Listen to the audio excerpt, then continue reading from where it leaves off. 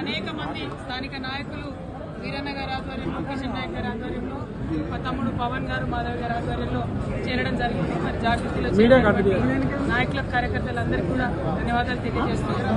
మరి ముఖ్యమంత్రి రేవంత్ రెడ్డి గారు పదే పదే కేసీఆర్ గారు అసెంబ్లీకి రావాలి అని రంకెలేస్తున్నట్టుగా కనబడతా ఉన్నది. వారిని వెంబడే డిమాండ్ చేస్తా ఉన్నారు. నిజంగా కూడా వాదన చేయాలనుకుంటే, మీకు నిజంగా కూడా చర్చ చేయాలనుకుంటే మీ పోలీస్ కమాండ్ కంట్రోల్ రూమ్కి మేము మహిళలు అందరం కూడా వస్తాం. మీరు చర్చ పెట్టండి. ఎందుకు 2,500 రూపాయలు నెలలకు మహిళలకు ఇస్తా అన్నది ఇవ్వడం లేదో, ఎందుకు తులం బంగారం ఇస్తలేరో, ఎందుకు 2,000 నుంచి 4,000 చేస్తా అన్న పెన్షన్లు పెంచడం లేదో తప్పకుండా చర్చిద్దాం. అంతేగాని చీటికి మాటికి కేసీఆర్ గారు పేరు చెప్పి మీరేదో డైవర్షన్ పాలిటిక్స్ చేయాలని చూస్తే తెలంగాణ ప్రజలేం అమాయకులు గారు.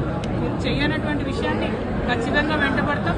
మీరు చేసినామని చెప్తున్న విషయాల్లో ఉన్నటువంటి మోసాన్ని కూడా ఎండగడతామని చెప్పి ముఖ్యమంత్రి గారిని నేను డిమాండ్ చేస్తా ఉన్నాను.